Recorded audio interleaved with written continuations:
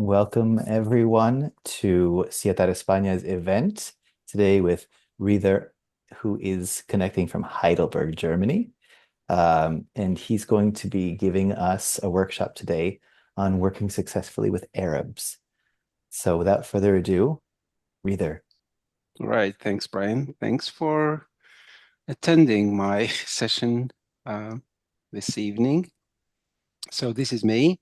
I am a senior lecturer at the German University of Applied Science called Worms. I also studied at the University of East Anglia in England back in the days. My background is applied linguistics, and I'm also a certified intercultural trainer. I grew up in a French and Tunisian Arabic environment. My wife is German, and I teach business communication and intercultural management. That makes me more credible uh, when I talk about the globalized world and VUCA world and all that stuff. Yeah, so I'm going to start with a couple of statements. When is Ramadan this year? Arabs are all the same, aren't they? What is an Eid? What is Hajj? Excuse me, Mr. Mahmoud, but what is your Christian name? Turks and Iranis are Arabs, aren't they? All Arabs are Muslim. No Muslim are Arabs, right? All Arabs live in the desert and ride camels. If you ask these or similar questions, don't go to the Arab world yet.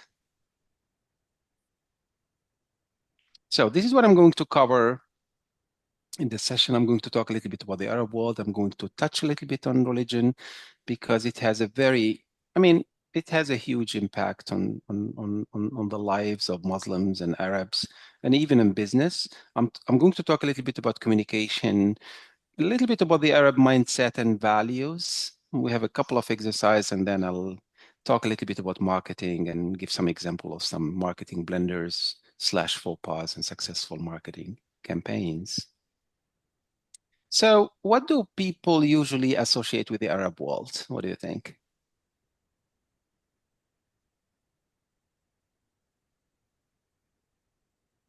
Islam.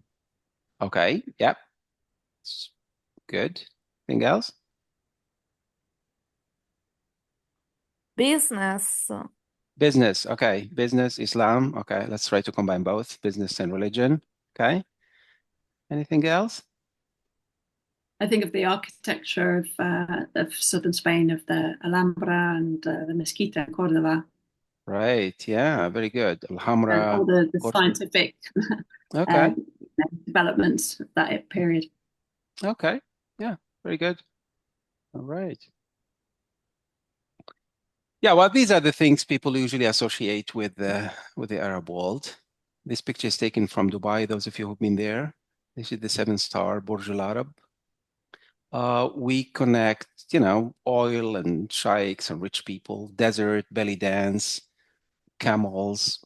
Unfortunately, terrorism. This picture was taken in Tunisia, where the Arab Spring started, or the Arab Winter, if you want. This one is Dubai as well, the Palm Island. This picture is taken in Qatar, so people go to those countries and they think they are in kind of, going to some Spanish islands, forgetting that it's still a Muslim country, right? So the Arab world is a very diverse place. I even dare to say it does not exist as such. There's no place called Arab. Of course, there's Kingdom of Saudi Arabia, but there's no place called Arabia or whatever, right?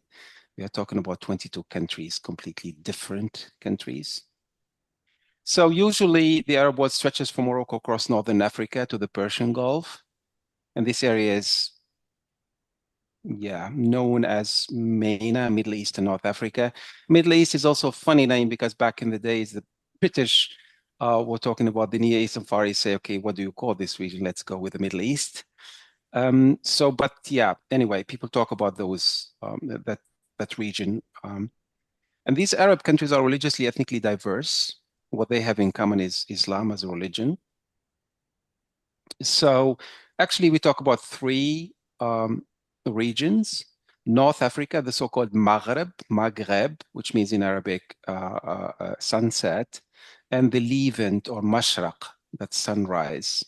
So on the one hand, you have countries like Algeria, Morocco, Tunisia, and so on. And then you have Lebanon, Syria. And then you have the Middle East, the Gulf cooperating countries, the so-called GCC, the rich countries. I mean, the whole Gulf areas is the fifth largest economy in the world, plus Egypt, Sudan, and Yemen. Yemen is a very poor country. We're talking about income per capita of $500 compared to Qatar with $130,000, right? So imagine a German guy going there who wants to do business and telling people time is money. They laugh at you because they already have a lot of money. They might say, can I offer you something to drink, right? So this is basically, and then the GCC include these rich countries like Bahrain, Kuwait, Oman, Qatar, Saudi Arabia, and United Arab Emirates. All of them, they feel Arabs, of course, but then there are some region. A guy from Algeria would feel more related to a guy from Morocco, from Tunisia, because they used to be French colonies. So there's the region there. So there's the big picture. We are all Arabs. There's a region. And even within the region, the guys say, I'm from Morocco, I'm from Tunisia, right? So big picture, all Arabs, region, country. Approximately 465 million Arabs worldwide. That's nearly the population of the European Union, which is 500, I think. And the Arab world includes Muslim, Christians, and Jews. My dad is from Tunisia, so there's an island very popular for tourism called Djerba, and there's the second oldest synagogue in the world. So you have Tunisian Jews or Jewish Tunisian, and they have Tunisian passport. They've been living peacefully there with Berber and Arabs all together. Anybody who's been to Egypt can realize that 10% of the population are Christian Copts. And you could tell by the name if you go to any hotels. I mean, the people who serve you, mostly Egypt's have three names, Muhammad, Ahmad, Mahmoud in that order. So 75% of the population are called like that. And the other person, you could see the names. I mean, Michael, Nancy, Mary. I mean, you could tell, right? They have a shared history. Language is very, I mean, anyone who speaks Arabic is usually considered as an Arab, because if you say I'm Muslim, you can be a Muslim, but not necessarily an Arab, right? So it's very difficult to define an Arab. It's like defining an American. What is an American, right? So this is a map of the Arab world, 22 countries, as I said. This is North Africa, right? Maghreb state. This is the Levant, and these are the rich GCC countries. So how many countries are in the Arab world? Do you have an idea, approximately? 22. 22, right? Okay, 20 something, right?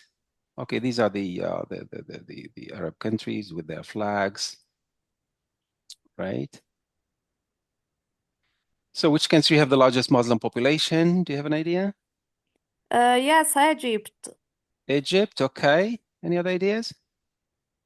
It's in Indonesia. Indonesia, very good. Yes, in the world, Indonesia. That was a tricky question, okay. Right. Yeah, but you are right with Egypt. Egypt, they always say we are 90 million. I think they are more than 100 million. There are people who are not registered, who live in the Sinai and a lot of Bedouins. Not even Saudi Arabia in the top 10 where Muslim pilgrim every year. Well, I think they have nearly 30 million, right? So you see countries like Indonesia, Pakistan, India, even in, I think even in China, there are approximately 50 million Muslim. So what I want to say with that is not all Arabs are Muslim, not all Muslim are Arabs. Very, very important. Yeah, people mix them up and say, if you are Arab, you're automatically Muslim. There are Muslim who are not Arabs, like Turks, Iranians, and so on. Okay, the language is quite interesting as well. There's a phenomenon in linguistics called diglossia. There's a high variety of language and a low variety of language. So when you learn Arabic, you learn classical Arabic, and that sounds like Shakespearean English, or I mean, it's a written language, but not spoken. So you can buy a newspaper in Beirut or Marrakesh or Dubai. You can read it, provided you've been to school. You can read it. So this is the language, the written language. And there are some dialects, of course, spoken but not written. What happened in the course of time? There's a modern standard Arabic, the so-called MSAA, that emerged, and that's the language of the media. If you're familiar with Al Jazeera news and so on and so on. So all Arabs understand each other, but there are different dialects, of course, but there's no way that they don't understand each other because it's the same language. As I said, it's quite difficult because when you learn the language, you learn a language that is not spoken. And that's pretty tricky. So let's have a look at some communication. What could your Arab business partner mean with the following statement? What do you think? You can write in the chat. What could that mean?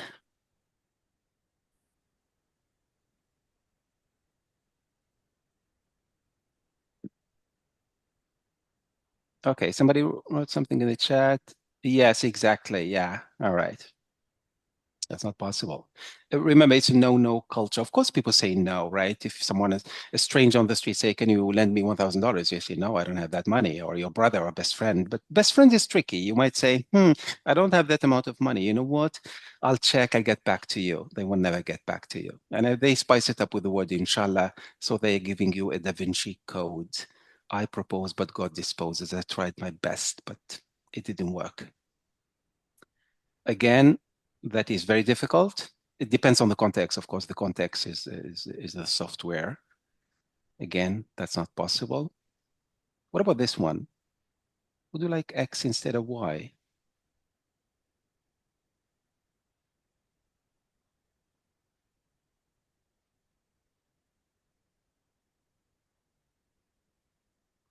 Any ideas? Okay, somebody's writing in the chat. Maybe, okay. What about this one?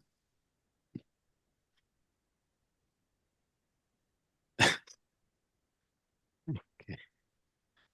All right, no problem. This is a very classical one. Could mean, of course. No problem. Sometimes you have to understand that no, only problems or difficulties. Okay, now the other way around. Somebody asks you, a business partner, can you do that? And oftentimes some people are very direct. They will say, I don't know, no, I don't know. And this is, of course, very bad, right? How about adjusting? This is what you call communication style switching. That's a good idea. I will inform myself, right? Okay, so you're not developing a new communication style, you're just adjusting. Again, when you tell your business, we can't do that. That's very bad. How about this could be difficult, right? Or offer alternative. This could be tricky, but I can offer you that, right? Okay. All right. So when you tell Arabs, you have to. Some people tend to say you have to. Especially in German, they use the word müssen in the sense of, yeah, you should or whatever. This is very strong. How about we could, be inclusive, right? Again, I think there's no direct or indirect. Some people can be hybrid, but usually the communication style is more into diplomacy, politeness. Hierarchy is pretty high there. Power distance as well. People want to maintain relationships. So it's not about what you say, but how you say it, how something is said. The idea is this social harmony, and you need to read between the lines. That's very difficult if you come from a direct culture. And suddenly you have to read between the lines and, to read the air if you want. However, there are some tips how you recognize if the person says no. If they say, we'll think about it, okay? Saying no is considered impolite. Of course, people say no, but try to avoid it. Question gets ignored, for example. They come up with counter questions. They change the topics. Instead of discussing the problem, something else would be praised. For example, they start with saying, oh, you have a beautiful painting, oh, your car, or whatever. Maybe it's not easy, but we'll try. If they start with, we'll try, I'll do my best. Yes, but, Yeah. So bottom line, if you're not willing to invest patience, time, and personal commitment, you should reconsider working or doing business in the Arab world, right? This is a task-oriented culture based on trust. So people tend to do business with people they trust, they know, and who else than cousins, siblings, family members. Whereas in other contexts, people say, no, I don't want to do business with my brother. I don't want trouble with my best friend and so on. So people try to keep those things separate. If the Arabic operating system is not iOS, is not Android, it's IBM, the big blue back in the days, biggest computer manufacturer, sold to a Chinese company called Lenovo. So stands for Inshallah. That means so God will, God willing, or hopefully. There's a lot of fatalism there, okay? Bukra about tomorrow or the day after tomorrow. This is the fluid understanding of time. Mush mushka in the sense of never mind, no problem. Okay? They try to banalize belittling issues sometimes where we think these are serious. So what do you associate with Islam? Brian mentioned Islam. I said, this is what we connect with the Arab world. What do we connect with Islam? Mohammed, Muhammad, the Prophet, yeah. Mecca. Mecca, very good, yeah. Okay. This is a beautiful mosque in Abu Dhabi for those of you who've been there. Sheikh Zayed Mosque. Ramadan. Ramadan, very good. Yeah. Okay. So religion is not only a social order, it's also an economic factor, right? So you find everything in Islam. It's not simply a spiritual or religious book. You find every single, there's even something about divorce, inheritance and everything. You probably have heard the word Sharia, that means the Islamic law, which is based on two things. The holy book of Muslim, the Quran, and the Sunnah. That's what the Prophet said and did. Both form the Sharia, right? That's the Islamic law. So there are three levels. Level one is the holy book. Level two is what the Prophet said and did. And if I find nothing there, of course, some religious scholars who would say, yeah, that's cool, that's permitted. Let's say, stupid example, is Red Bull okay to drink? Obviously, you would check in the Quran, there's nothing about Red Bull, gives you wings. The Prophet obviously did not say anything about it, so there must be some religious scholars say, okay, anything that harms your health is not good. It's a sin or whatever, or it's allowed or permitted. Yeah. So this is how it works. 5 pillars of Islam. The first one is declaration of faith. This is what you find on the Saudi flag. It's green, there's a sword, and it says there's just one God, and the Prophet is his messenger. So imagine a person putting that on a flip-flop, walking on it. That's no go. You might say we have the Spanish flag, the American flag, fair enough. Or putting that on package of a fast food restaurant, checking that away. That's very bad, right? There was a German brewery, they put the Saudi flag on beer bottles.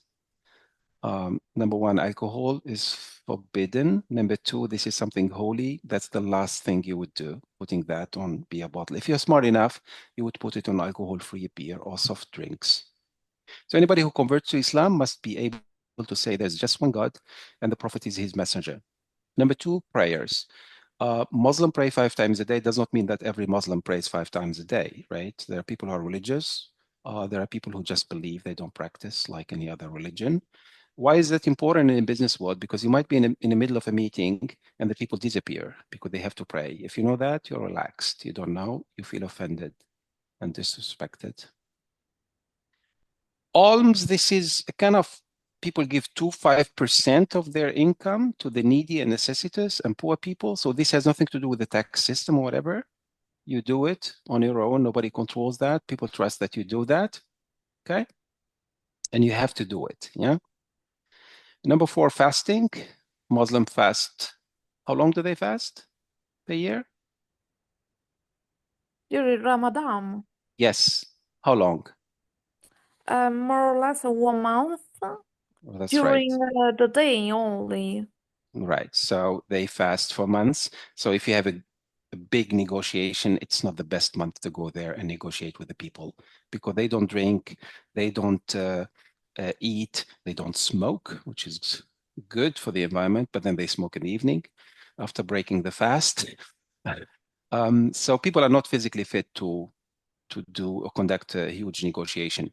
4 months every year.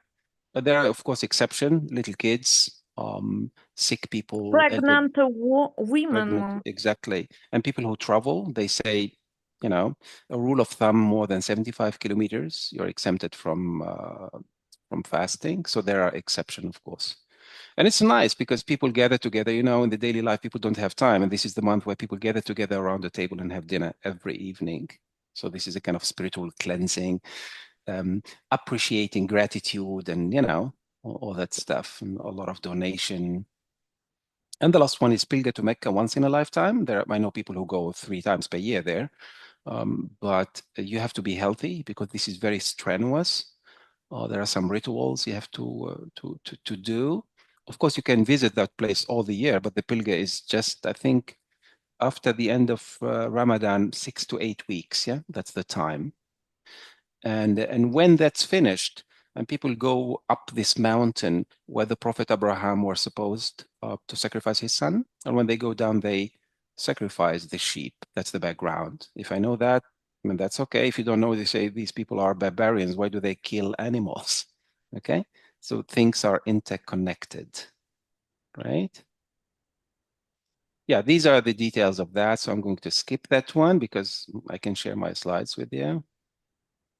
Family is very important. So you might have a person who maybe cancel an important meeting at last minute because he has to pick up his mom from the airport, or he has to visit his son who studies in Boston or stuff like that. So family is everything.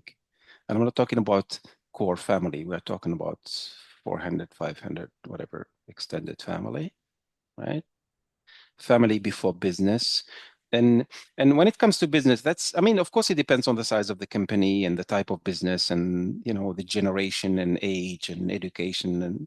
But usually it's very authoritarian and paternalistic at the same time. And if you work for companies, people talk about mutual commitment. I'm committed to this company. The company is committed to me as well, right?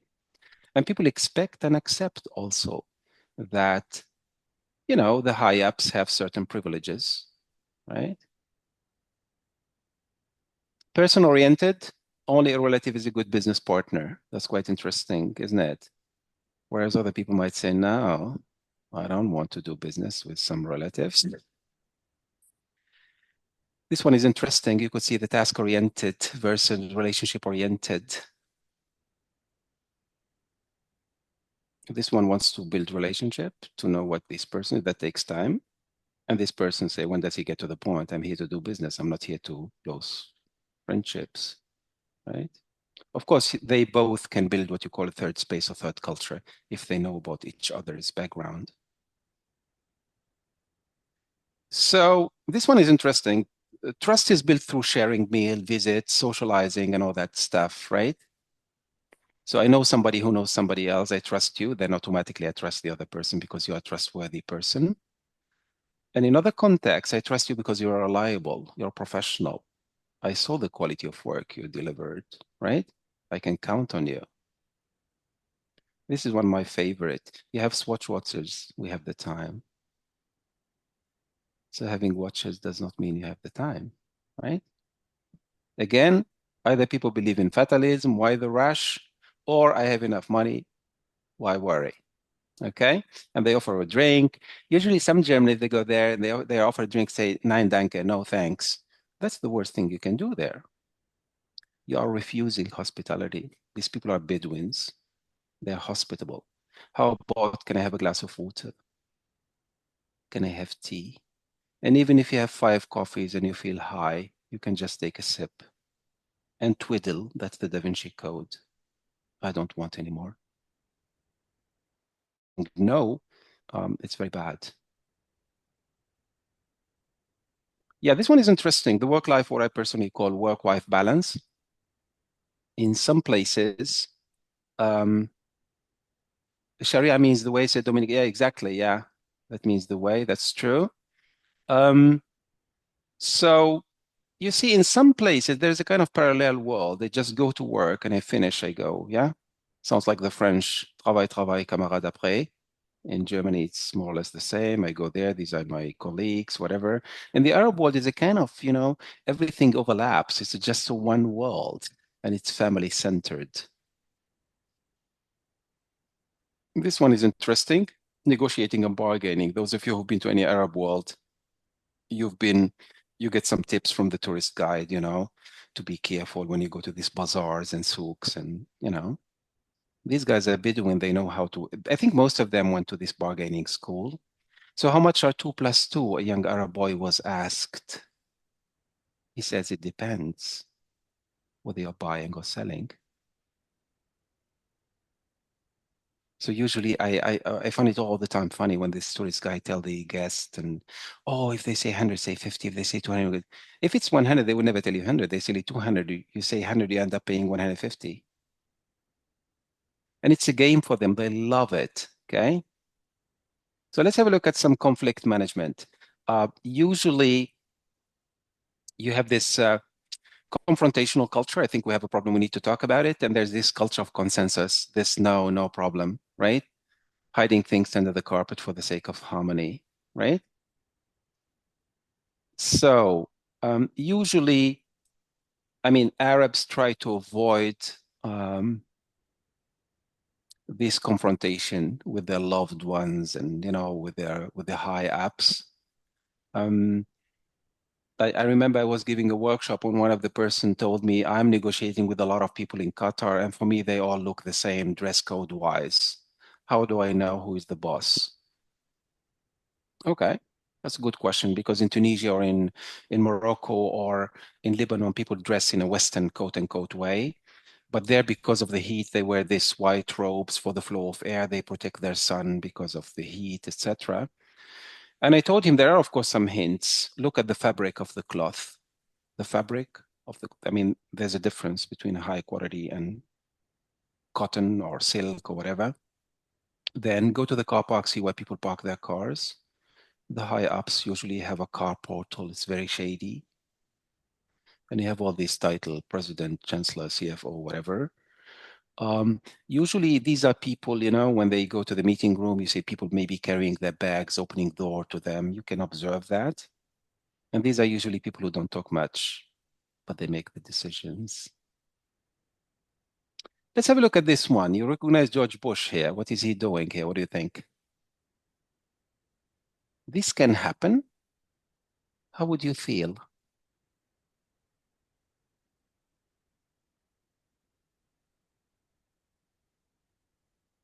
Well, if you don't know, you might feel uncomfortable about it. Yeah, exactly. Exactly. But if you know, you might say, okay, hold both hands if that's necessary, as long as you sign a contract, right? So apparently George Bush is initiating that. He's been probably, um, he had some good consultant because apparently he's initiating that, right? So that's a sign of trust. That means people trust you, right? And usually some might escort you to a place. That can happen. If it happens, you know why it happens and you're relaxed. Otherwise, of course, you might feel uncomfortable, right? This is the ex-German president. What happened here?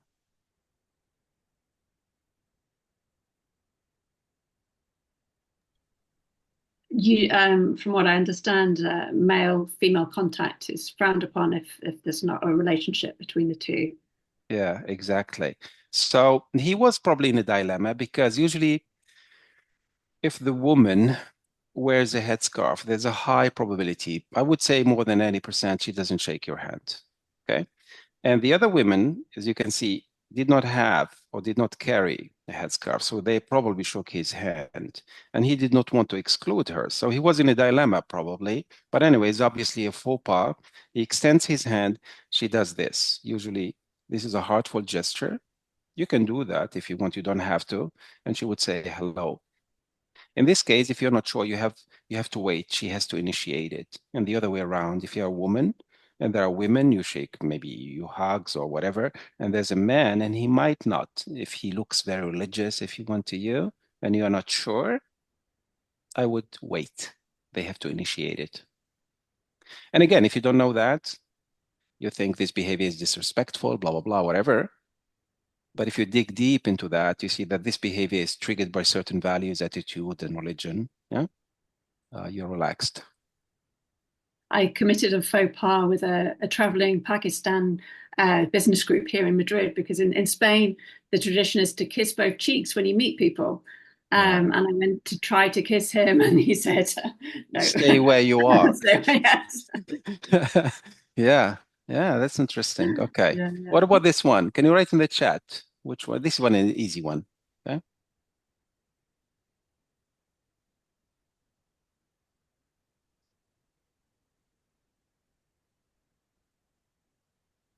Yeah, obviously 3. Okay. And this is the beauty of it. You don't have to know about all these religion, but at least, you're relaxed. So otherwise you are judgmental. Yeah. I don't know whether any of you has visited a temple before. Usually you are given a kind of skirt, right? As a male. Okay, first time you think, okay, what's going on? You go with the flow. Next time you go there, you take your own skirt. You probably don't want to wear a skirt worn by thousands of tourists before. What about this one?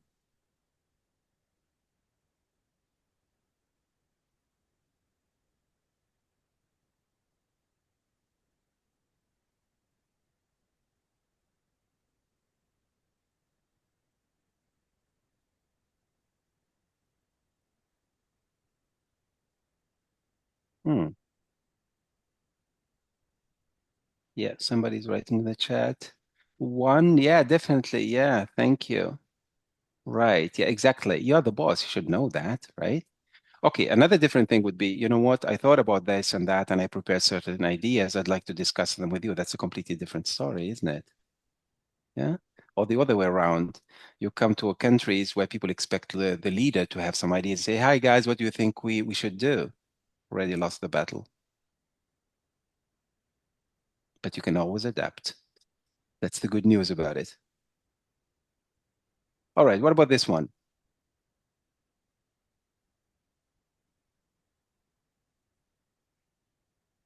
Somebody wrote in the chat, yeah, said 1, okay. Could be this was offended, yeah. Or rather. Yeah, somebody's writing in the chat. Yeah, exactly, number 2, yeah. He wouldn't do it, again, because of,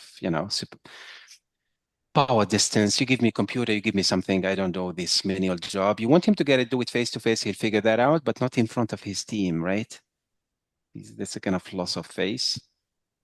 This one is very obvious. I mean, you can cross your legs, but don't show the sole of your shoes. That's very dirty, and you wouldn't show it to your business partner. You probably saw that in the Arab Spring, especially in Egypt, people on the street holding shoes. We don't get that. Even I think George Bush was hit by a shoe during a press conference in Iraq. So that's the idea, of course. If you cross your legs, you don't have to show that. And oftentimes you have your both feet on the floor, right? If you observe some president or kings or princes. I mean, you can do that. Young people don't mind, actually. But there are some people, they don't like that.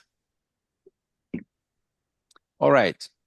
Yeah, again, this is about some people are like that. They think everything is right. You enter rooms with the right foot. You greet people anti-clockwise from right to left. They think right is good, left is bad. They put on the right shoe first, okay? You are at dinner, you say, can you pass down? You use the left one, they give you that look. Some people who are very religious, young people actually don't mind. And I'm going to show you a quick video about Donald Trump back then, visit to Saudi Arabia.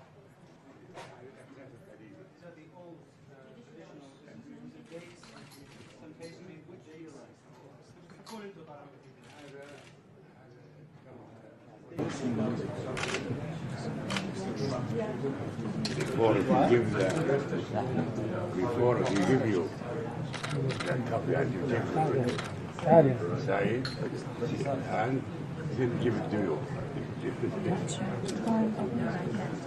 With the right hand.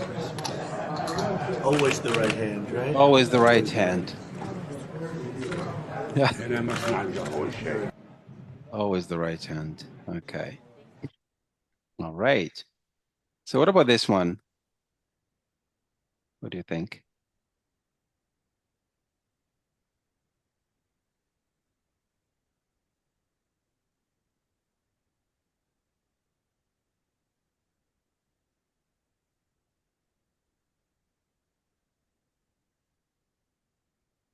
Yeah, exactly. Yeah, exactly. They want to build a relationship.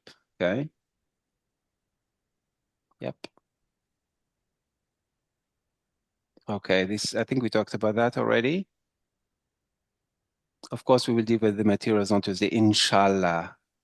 So the guy is giving you some food here for thought. Yeah. To read the air if you want, to read between the lines. He's not 100% sure. Does not mean that everyone who says that does not do it. But if he says, for example, I'll do that next Friday, I don't wait until next Friday. I call him on Monday, no emails. I call him, hi, are we in schedule? Double check, right? Because oftentimes Friday comes and nothing is done. And you can always say, you know what? I did my best. God decided differently. Can do that. Act of God. What about this one? This is easy.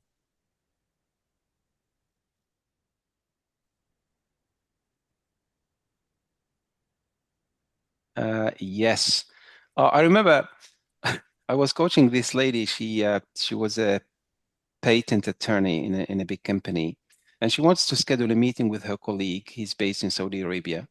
So she sent him an email. Hi, Mohammed. How about having our Zoom meeting next Friday? Mohammed answers back, oh, Friday is tricky. How about Sunday? So you could see both of them have no clue about each other's schedule, especially in the Gulf countries. Back in the days, you only have 3 days to do business with them: Monday, Tuesday, and Wednesday. Their weekend, Thursday, Friday, our Saturday, Sunday. Now they shifted, so the weekend is Friday, Saturday. We have one more day, Thursday. Except Dubai, only Dubai, the Emirate. People work on Friday up until 1 p.m. The weekend is Saturday, Sunday. Other countries like Morocco, Tunisia, it's like, I think Algeria, they have Friday off. Egypt as well, but most of the countries, in the Gulf countries, they have this Friday, Saturday. There's even a colleague of mine who has written a very interesting book. Don't They Know It's Friday? Jeremy Williams, and it's a brilliant book. It's a cross-cultural, it's about cross-cultural consideration if you do business in the Gulf countries or if you happen to be an expat in one of those regions. What about this one?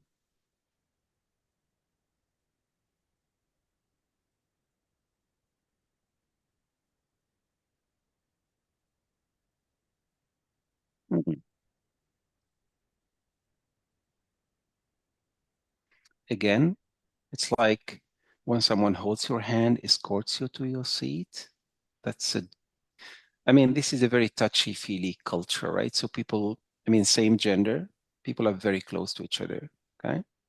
Very, very close. And if they do that, that's a sign of trust and friendship, okay? What about this one?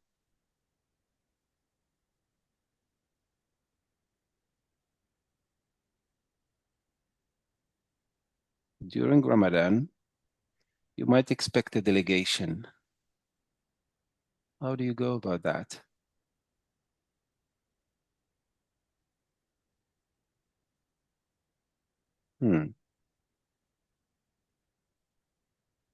Yes. Brian, you seem to say something. Go ahead. What you said earlier about 75 kilometers, if Yeah, they're more than 75 kilometers away, then they would right. have permission to Okay, eat and right. drink during the day. But to be on the safe side, you can ask them, are you fasting or not? They're not fasting.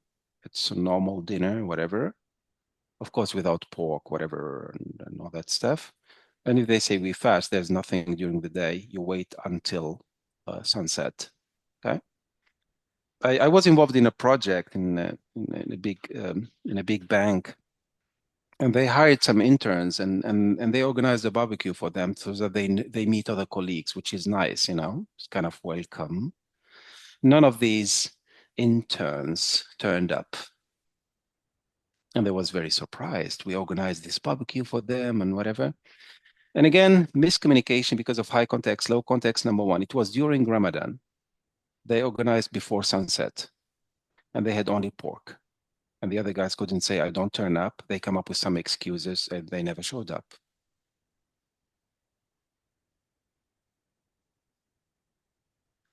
Okay, during an important meeting, many of your Egyptian colleagues leave the room because they want to pray. Of course, you're relaxed. They will come back. Usually 10 minutes, okay? And as I said, does not mean that everyone prays, okay? Priority is work. You cannot stop work and go to pray, okay? Whenever you have a possibility during your lunch break or whatever, you can pray. But other than that, you don't stop work. Work has priority. You can pray later. So the Arab world from a macroeconomic perspective is very important. Think about the strategic location. Think about North Africa. Think about the Middle East, all these hubs there, all these seas and oceans. Population is a very young population. If you take a country like Egypt, I think more than 50% of the population are under the age of 20. Again, the Gulf state, I mentioned that, is considered the 5th largest economy in the world. There's a lot of money to be made there. Qatar alone is one of the largest income per person in the world. I think they're top 3.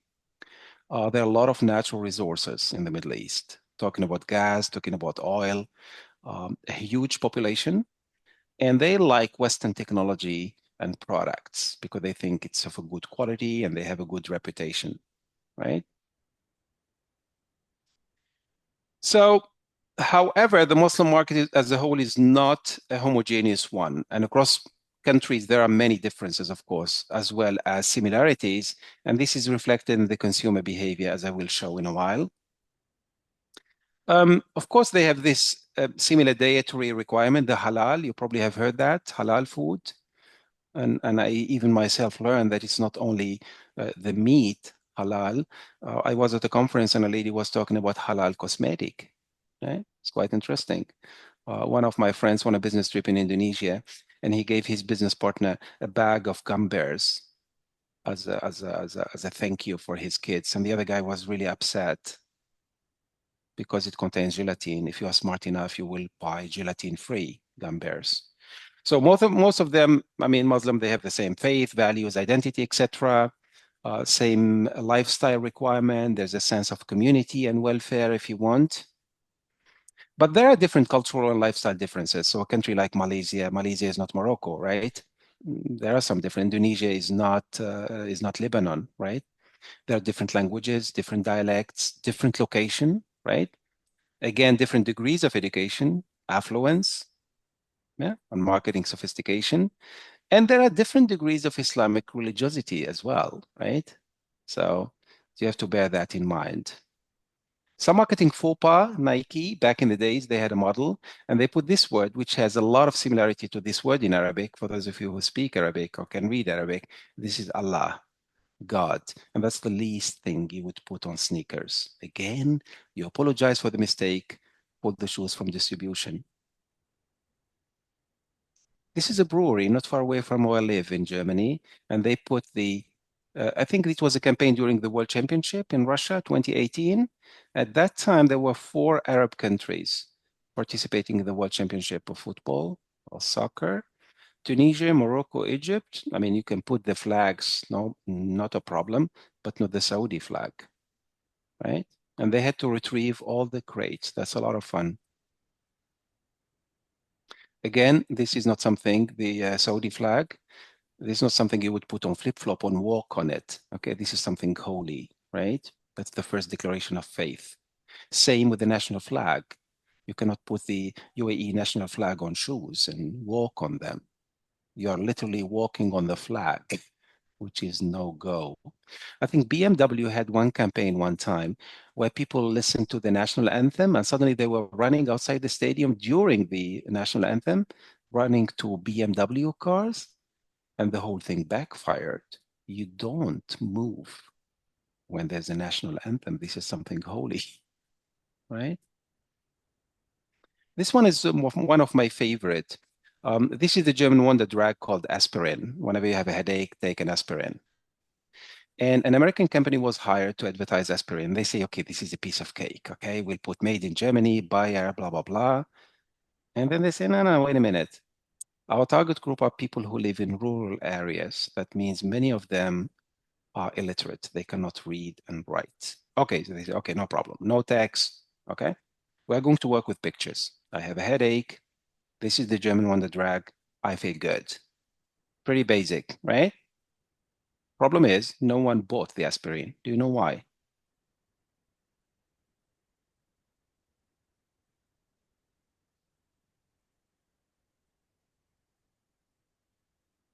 In Arabic language, people read and write from right to left.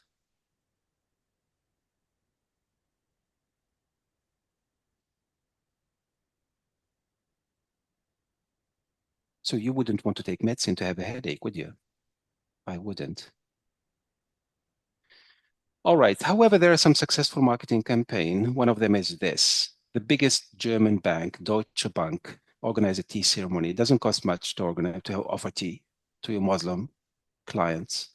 It doesn't cost much to put this superstition. You probably have seen that against the bad eye. Turks call it nazar. Put it on a bank card, or put a mosque. People have the mosque, have the religion in their pocket, whatever, right? And welcome to the bank that speaks your language. We have Turkish employees. This is a mobile phone company that has, they are called Al-Kawn Universe, and they provide the direction for prayer, right? The call to prayer, an Islamic calendar, and the whole text of the Quran there, making a lot of money. They know how to do it. And you see there's a kind of carpet and whatever, right? I was at a conference in Crete a couple of years ago. One of my colleagues was talking about how Spain is advertising for halal tourism. Yeah, using this Islamic Spain heritage tour. Interesting. You can tap into that, make money as well. Using the Pareto principle, 80-20, quality, not quantity. And you can, using this Cordoba and Alhambra and Andalusia and all that stuff. This is a brilliant ad by a German company because women were not allowed to drive cars up until 2018. But this has nothing to do with religion, okay? The country didn't want it that one. Now women are allowed. And some German companies did a really brilliant campaign. This one is interesting.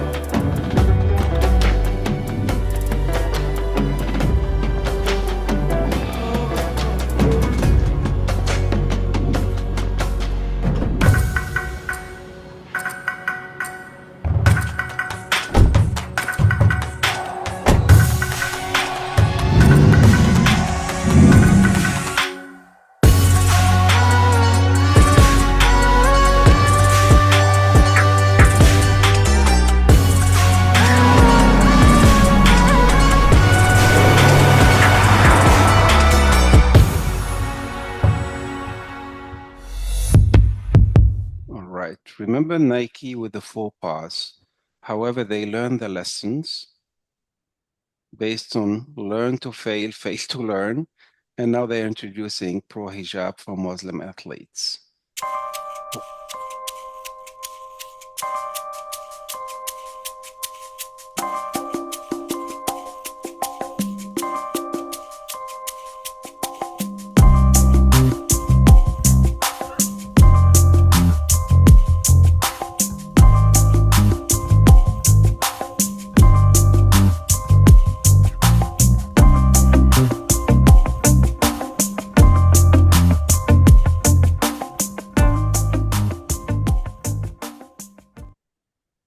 Right. So let's have a look very quickly at the last question I have. Well, you don't have to scan that QR code. We can do that orally. What are the typical mistakes when doing business with Arabs? After what we've heard so far. You can write in the chat if you want. You can talk.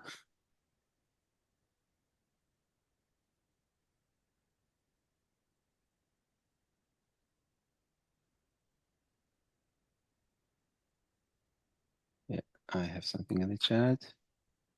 Not to establish trust. Absolutely. Yeah, very good. Yeah, trust is very, very crucial. Yeah. Okay. Anything else? So we have trust, building relationship, not accepting their hospitality. Exactly. Refusing hospitality. Yeah, not engaging in small talk, socializing, right? Okay.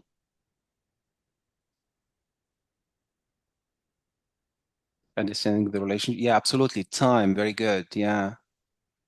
Of course, many people say there's even a saying in France, rendezvous arabe, if someone is late. Ah, rendezvous arabe. In Britain, they call it Indian standard. In Malaysia, Rabat time. However, when there's a call to prayer, Muslims are super punctual, as punctual as the Germans, I would say. So I think it depends on the context, right? Oftentimes people don't care about the time, doesn't play a role, or public transport is not reliable. So oftentimes they say, okay, let's meet between 7 and 7:30 because public transport is not reliable. Not accept the exactly religion. I mean, you can be curious about religion. How about you have a colleague who fasts, say, excuse me, why do you do Ramadan? Okay, instead of saying, oh my God, you are starving yourself. What? No food, no drinks from sunset to, oh, whoa. Oh, that's very, you know? How about opening up in a context? Say, excuse me, why do you do that? And they will tell you. They will tell you because they think it's genuine, it's authentic, and you're curious about it, right? Okay, so let's have a look. Somebody says, assuming the Arab is synonymous to Muslim. Exactly, yeah. You say, yeah. Yeah, you're telling people from Persian you are Arab. Say, I'm not Arab, I'm Persian. Or telling the Turks, I'm not an Arab, I'm a Muslim, right? Too strong task orientation, too little focus on people. You need to invest in people. Business is about people, okay? So you have to invest in people, right? It's not the cultures with its different layers. It's not the situation. It's about people, right? Too little knowledge of networks and decision-making processes. You don't know this hidden, they call it wasata. It's a kind of middleman. You know somebody who knows somebody else, okay? And you need this connection, this networking. You don't respect hierarchies and status. Let's say you have a vice president visiting your country. You send a chauffeur from a rental car, whatever. That's not cool. Vice president picks up a vice president. Head of department picks up a head of department, right? And they need special treatment. Lack of understanding of time. We talked about that, time and timing. Too direct communication, right? Asking close question. Will you buy my product? Of course, they don't tell you no, and yes can mean nothing. I'm listening to you or whatever. How about what do you think about my offer? What do you think about our terms and conditions? Ask open questions. If they're interested, they will insist there will be a follow-up. Lack of knowledge on conflict management. Yeah, you don't respect loss of face, harmony, shame, seniority, and all that stuff, right? And then, of course, you underestimate maybe the importance of religion, right? As this maybe the guy is very religious, so you have to know something about the prayer times, fasting month. You don't invite someone and offer him, I don't know, pork or whatever, or alcohol, or you are in Dubai and the guy invites you to a restaurant and you order a bottle of wine. I mean, of course you can order anything, but you don't know whether the person is very religious or not, right? I would have to wait. All right, so bottom line, we do business with people, not cultures. So you have to invest in finding out who the people are, right? That's all I have to share with you this evening. And thank you very much for attending the session.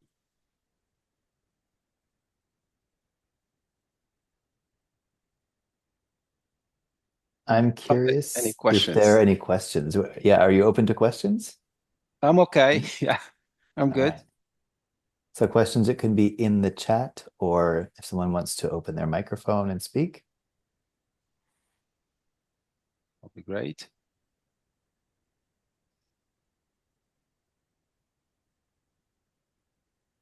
That was great, Ritha. I was just wondering, about, obviously it's a big topic, but are there many female CEOs and heads of Yeah. business? That's a good question. Yeah. I think it depends where you are in the Arab world. I would say, for example, country in Tunisia, which is considered the most liberal, to my understanding, in the Arab world, you have people in power. There used to be a prime minister, a female prime minister. I think that was the first female prime minister in the Arab world. Well, Pakistan. Pakistan used to have one, right? Yeah. But I'm talking about the Arab world. Oh, sorry. No worries. Yeah. Yeah. So women, there are ministers, judges, pilots, whatever, very pioneer. North Africa, probably a lot of influence from France as well. Nowadays, we see more and more opening up, even in Saudi Arabia, women running their own business, right? People in politics in UAE because of the leadership program but I think it depends. I would say more Lebanon, is very common, Syria as well, right? Levant, North Africa. When it comes to entrepreneurship, startup, the Gulf countries are more opening up to that as well, right? Even Saudi Arabia, nowadays any female can apply for a visa and visit the country. Back in the days, the local were not allowed to leave the country without the consent of husband, brother, and father, right? They would send a message to the customs. So there's a lot of things going on there. They've gone a long way, but yeah, there's a lot of things to be done. Yeah, great, thank you. I have a question about linguistics. I found it really interesting what you said about classical Arabic sounding a bit like Shakespearean English. Yeah. And that modern standard Arabic is the one that's sort of used on the news, right? So if go ahead. Yeah. And so I think my question would be about different people from different regions, if they speak very different dialects of Arabic. Yeah. Is it really easy to understand each other, or are there sometimes that different dialects are so different that it's hard to communicate? Yeah, that's a good question. If you are in the Gulf, in the North Africa, obviously Tunisian, Moroccan, Algerian, they understand each other. Okay. And in Algerian, many people speak French, even illiterate people. You might find a guy who speaks French and say, "Can you read this address to me?" He can't read. So you speak French, everybody does. Speak Arabic, you are educated. In other countries, speak French. Wow, this guy is cultivated, right? So there, you understand those people. The Gulf country, they understand each other. The Levant country understand each other. Okay, there's no big deal, dialect-wise. All of them understand each other. The biggest influence came from Egyptian Arabic. Okay, everybody understands it, not everybody speaks it, because people grow up with these soap operas and movies and whatever. So it was like the US, okay? People in Britain understand the American accent and not the other way around. Actually, they understand each other. There are different accents, or maybe different words, but does not mean that they cannot have a conversation, okay? And this modern standard thing, sometimes you have to make a little bit of effort, but that doesn't mean this is a completely different thing. So these are usually, I would say, accent rather than there is no conversation at all. Thank you.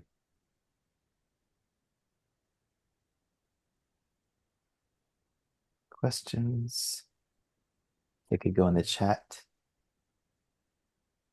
Okay, well, there's something in the chat. All right, shukran, Berta. Yes, my pleasure. Glad you liked it. Okay.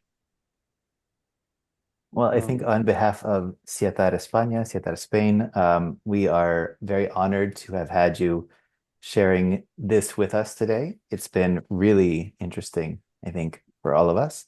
And I'm very glad that we got to do it and that we're also going to make it available on YouTube for people to watch later on. So if anyone wants to get in contact with you, how would one go about doing that? I'm on LinkedIn. You can find me on LinkedIn if you key in my name. This is my website, www HS Worms. This is where I teach, but I'm very active on LinkedIn. Yeah, that's my website. I mean, you can Google me and you will find me. Perfect. Muchas gracias. Thank you very much. The Shukran. pleasure is mine. Thank you very much for the opportunity, and yeah, have a great evening, everybody. Thank you Thank so you. much. Thank you. Thank Thank you you. so much. you. Bye-bye. Bye-bye. Thank you. Bye. Bye. Thanks.